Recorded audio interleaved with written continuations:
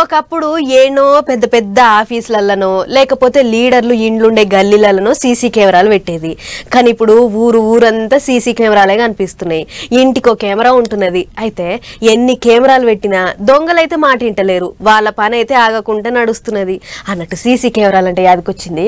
ఇగో గీ రైతులు చూడుర్రి ఏం చేసిర్రు. నిన్నీయాళ్ళ దొంగలు మస్తు తెలివి మీరిపోయిర్రు. బంగారం ఏంటి సామాన్లే కాదు, మార్కెట్లో ఏది పిరమైతే కాదు ఇన్ని ఎత్తుకపోతున్నారు. గట్లనే ఇప్పుడు ఎల్లిపాయల రేట్లు శీతం పెరిగినాయని చెప్పుకుంటూనే ఉన్నాం కదా. మొన్ననే ఓ కాడ ఎల్లిపాయ పంటను ఊడబిక్కొని ఎత్తుకపోయిర్రు అని కూడా చెప్పుకున్నాం కదా.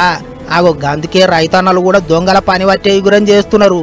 ఇక చూడుర్రే, ఎల్లిపాయల కళ్ళానికి సీసీ కెమెరాలతో కావలి పెట్టిర్రు. లట్టు పుట్టుగాడేవాడన్నా కళ్ళం దిక్కు కన్నేసిండంటే సీసీ కెమెరాలతో దొరకబట్టి వాని మైల పొల్లు తీసేందుకు ప్లానింగ్ వేసిర్రు. మధ్యప్రదేశ్ రాష్ట్రం చింద్వాడ అనే జిల్లాల గజానను రావులు అనే రైతులు ఎల్లిపాయల పంట పండిస్తున్నారట. రేట్లు శీతం పెరిగేటాలకు దొంగలంతా పంటలకు పోతం పెడుతున్నారట.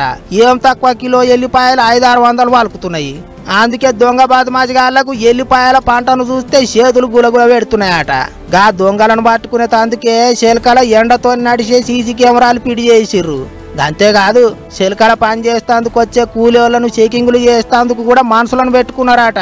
మరి గుట్టు సాపుడు కాకుండా 1/2 కిలోనో 1/2 కిలోనో కొంగుల చుట్టుకొని పోయినా లాసే కదా. అందుకే బందోబస్తు గట్టిగానే పెట్టిర్రట.